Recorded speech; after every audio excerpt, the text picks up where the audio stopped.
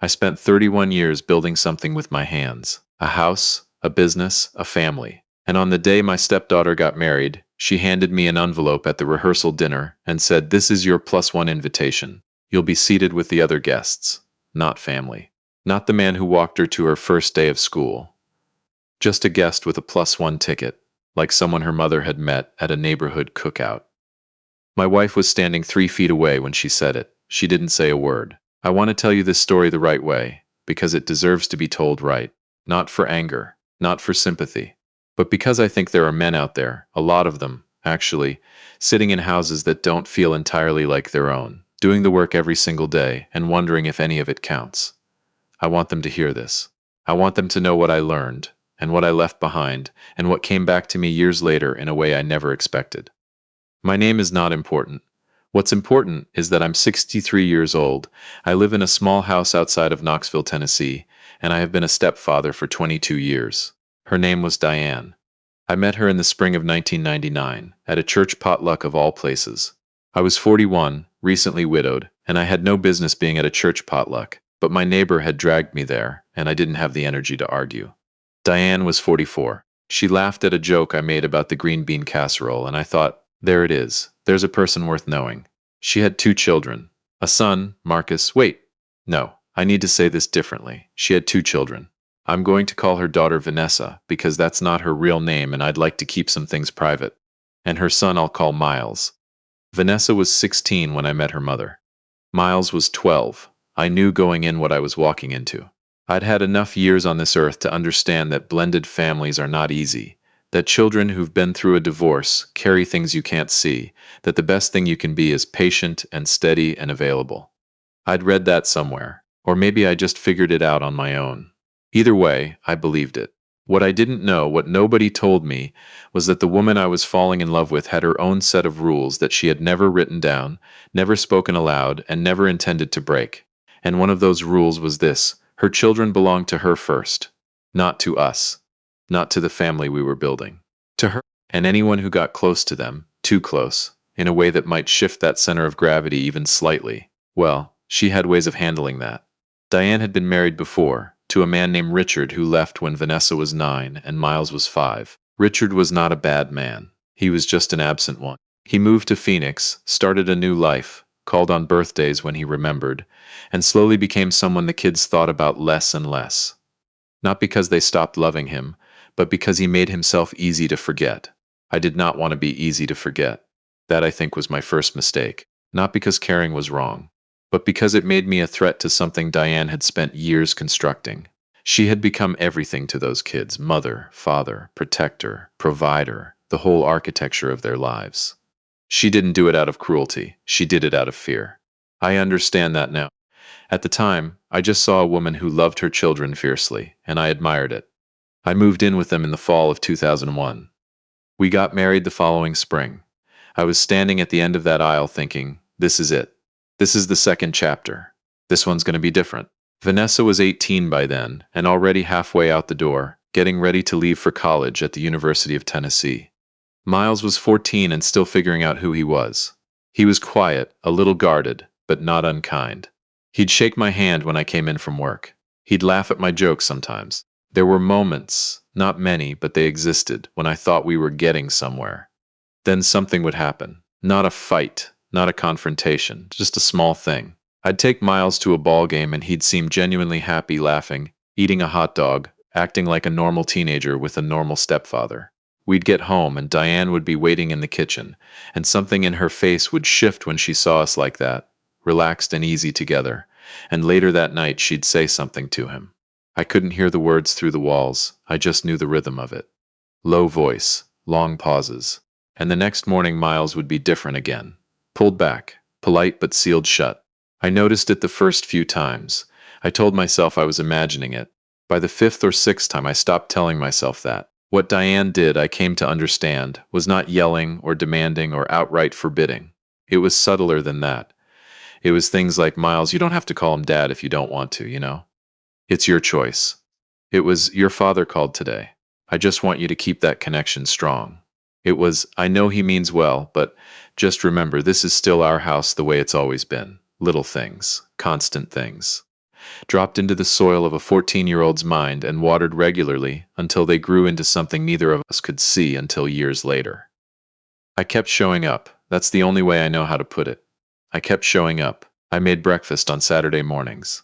I showed up to Miles's JV soccer games even when work ran long, and I was exhausted and nobody asked me to come.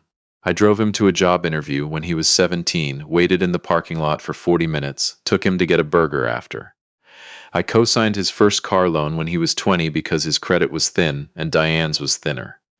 I helped him move into his first apartment in Chattanooga, drove a rented U-Haul on a Tuesday morning when I should have been at the shop. I never asked for thanks. I didn't need thanks. I just needed to know that when this young man looked back someday, he would remember that there had been someone there.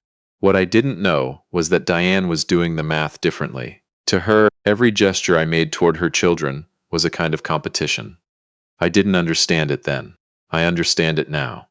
She had been sole parent for so long that any other presence felt like a displacement rather than an addition. If Miles turned to me for advice, that was something taken from her. If Vanessa laughed at one of my stories at dinner, that was a small loss. She couldn't help it. It was wired into her too deep, and so she managed it, quietly, consistently.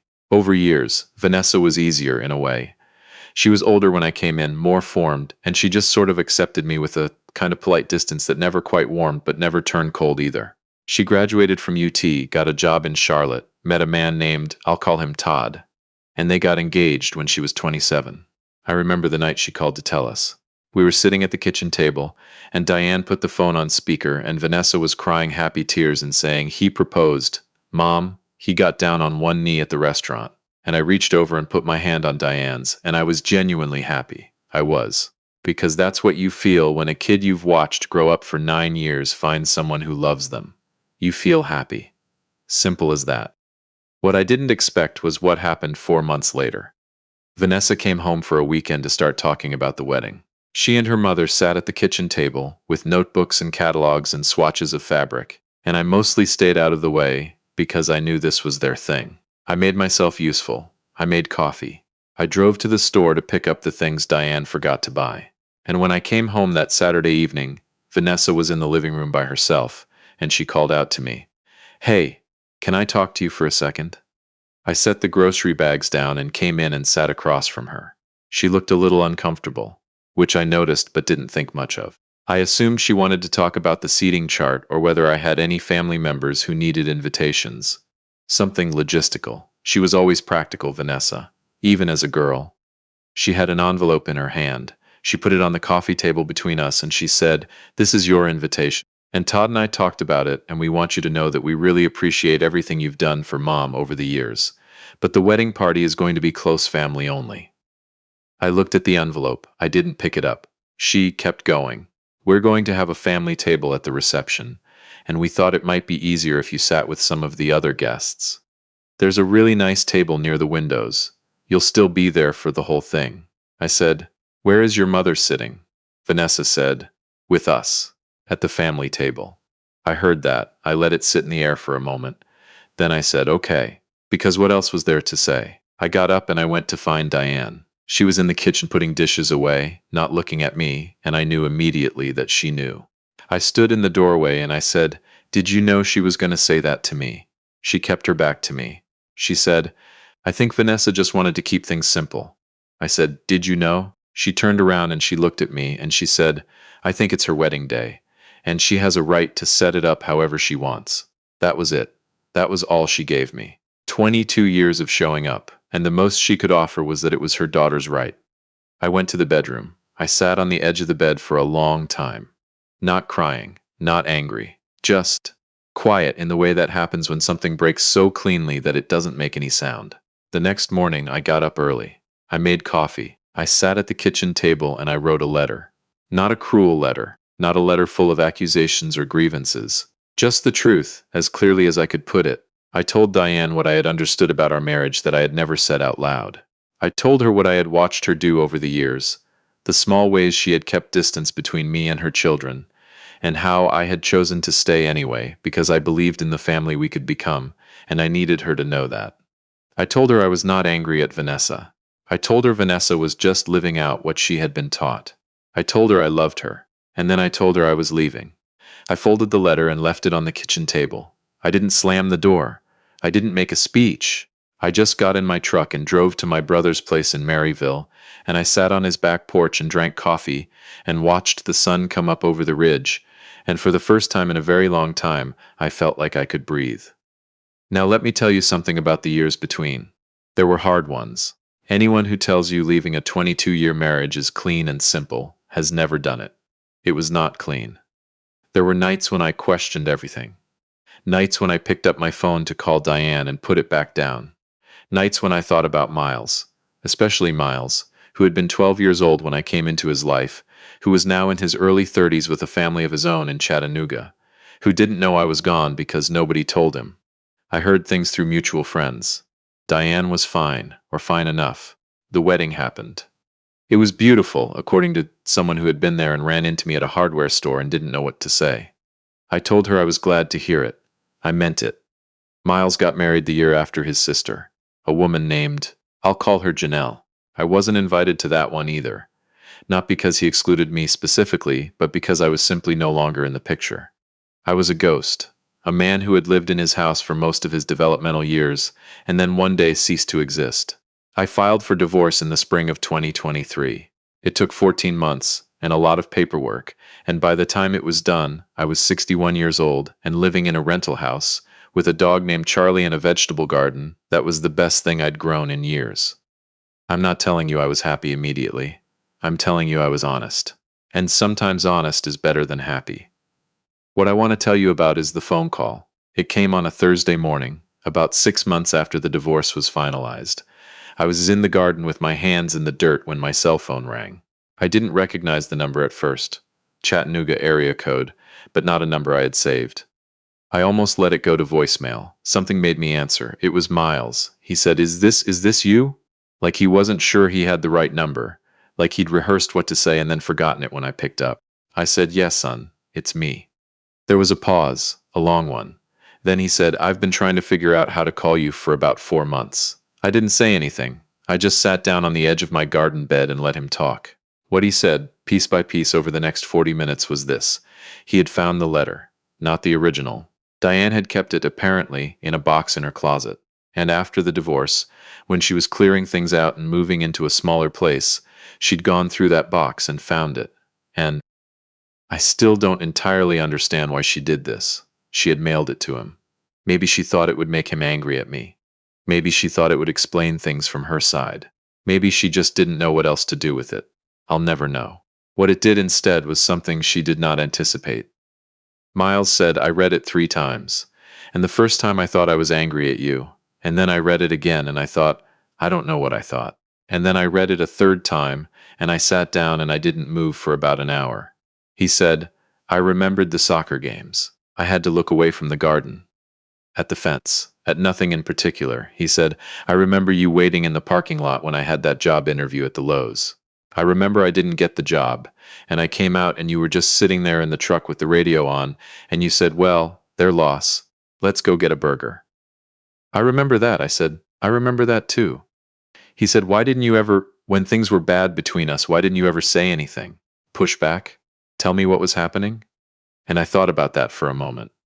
I thought about how to answer it honestly without making it about blame. Because the truth is complicated. The truth is that I loved his mother. The truth is that I understood, even at the time, that she was operating from a wounded place. The truth is that I was not going to tell a 14-year-old boy that his mother was slowly building walls between them and me. Because what would that accomplish? What would that do to him? I said, because you were the kid, and it wasn't yours to carry. He was quiet for a while after that. Then he said, I've been in therapy for 2 years. My therapist keeps asking me why I have a hard time letting people close to me. People who aren't Janelle or the kids. Friends. Male figures, she says. And I keep not having an answer for that. He paused. I think I have an answer now. We talked for another half hour. About nothing and everything. About his kids. He has 2. A boy and a girl, 4 and 7. About his job, something in logistics, working long hours. About the fact that Janelle had been asking him for years who I was, because apparently he had mentioned me enough times in passing that she'd put together some kind of picture. He said she'd told him, you clearly miss this person. Why don't you just call him? I told him I was glad she said that. He said, I'm sorry. I want to say that clearly, because I've been thinking about how to say it for months, and I keep making it complicated, so I'm just going to say it. I'm sorry for the graduation. I'm sorry I let you stand outside of things that you should have been inside of. I'm sorry I didn't ask more questions when I had the chance. He was talking about a different graduation than Vanessa's wedding, his own. College, 12 years ago. I had not been invited to that one either. Miles had said nothing to me directly at the time, but when the invitation list came out and my name wasn't on it, I had just accepted it. Because that's what you do when you've been conditioned over years to understand your place. I said, Miles, I need you to hear me when I say this. I don't need an apology. I'm not carrying it. What I am is glad you called. He said, I want you to meet Janelle and the kids. I said, I'd like that very much. He said they don't have a grandfather on my side. Richard, he stopped. Richard's been gone for 6 years. Heart attack. And Janelle's dad is in a memory care facility in Memphis. I held the phone and I thought about that. About a 4-year-old and a 7-year-old with no grandfather on one side and a grandfather in a memory care facility on the other. I thought about a lot of things in that moment. I said, tell me their names. The first time I met them, it was a Saturday in October.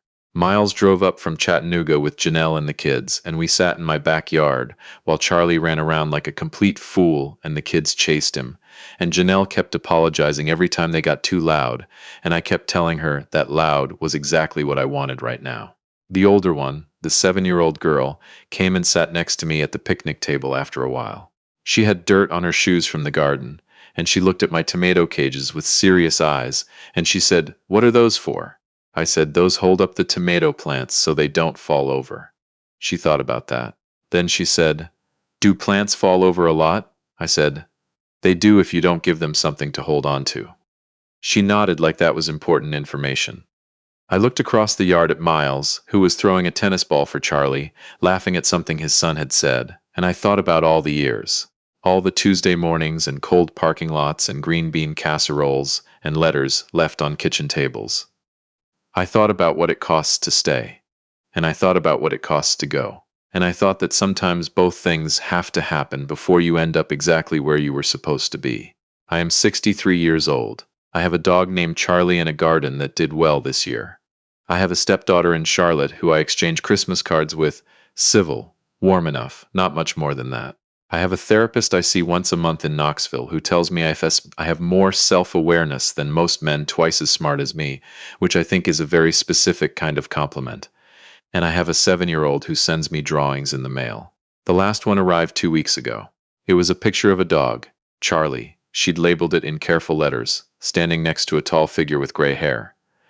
Underneath in her handwriting she had written, "Grandpa and Charlie." I put it on the refrigerator. I stood there looking at it for a long time. I never needed the title. I want you to know that before anything else. I never showed up for 14 years waiting on a title. But I will tell you this. When it came from a 7-year-old with dirt on her shoes who draws pictures and mails them from Chattanooga, it felt like something I'd been holding on to finally let go. And I think that's what staying was for. Not for the marriage, not even for the years I put in. It was for this. For a kid chasing a dog around a backyard in October. For a grown man throwing a tennis ball and laughing. For a crayon drawing on a refrigerator that says exactly what it needs to say. I'm glad I stayed. I'm glad I left. I'm glad I answered the phone on a Thursday morning with dirt on my hands. I always have been.